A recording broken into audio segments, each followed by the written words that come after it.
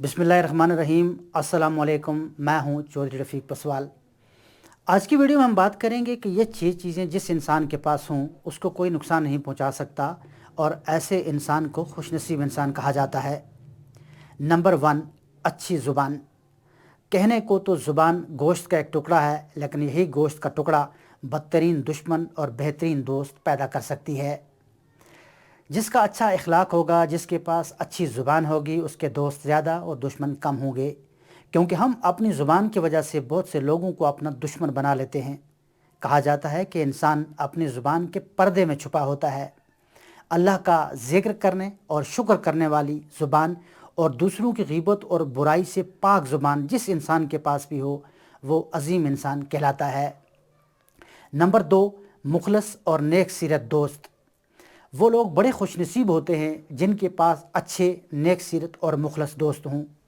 गहरी दोस्ती इंसान के फ़िक्र व अमल पर गहरा असर डालती है। इसीलिए कहा जाता है कि इंसान अपने दोस्त से पहचाना जाता है। इंसान अपने दोस्त के दीन पे होता है। दोस्ती कायम करने से पहले इंसान को देख लेना चाहिए कि वो किस से दोस्ती कर रहा है।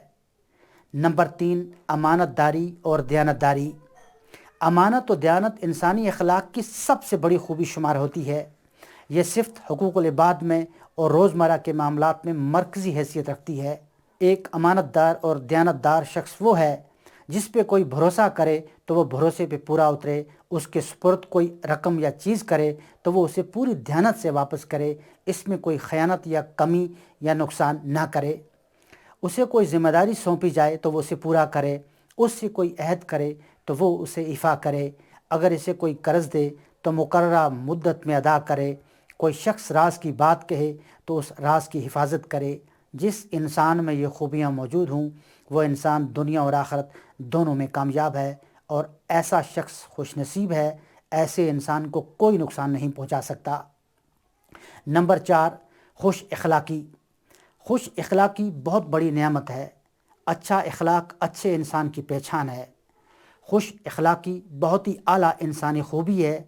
जिस इंसान के पास अच्छा अखलाक है सारी दुनिया उसी की है।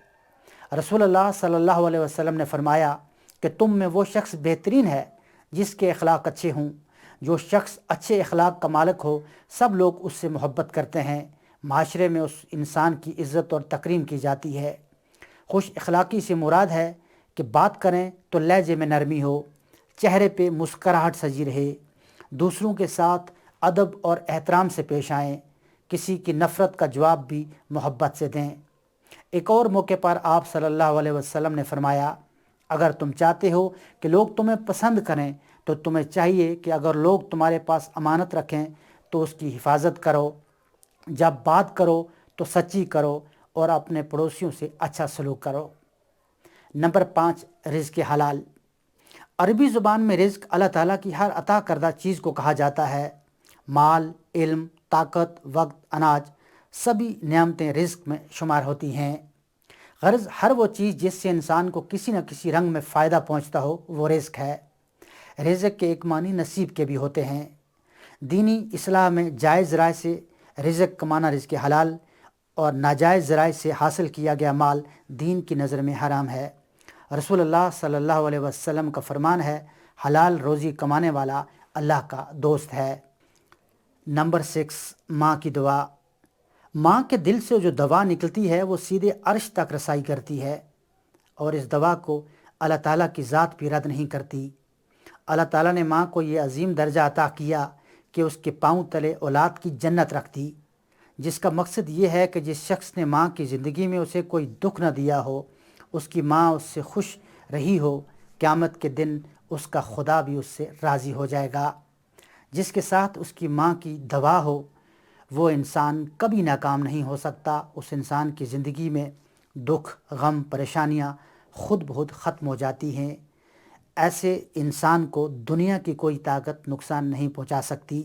आज के लिए बस इतना ही। अगर अभी तक आपने हमारे यूट्यूब चैनल गोल्डन वर्ड्स को सब्सक्राइब नहीं किया तो कर लें, ताकि हमारी हर नए आने वाली वीडियो का नोटिफिकेशन आपको मिल सके। खुश रहें और दूसरों को खुश रखें। मिलते हैं अगली वीडियो में किसी और टॉपिक के साथ। तब तक अल्लाह हाफिज़।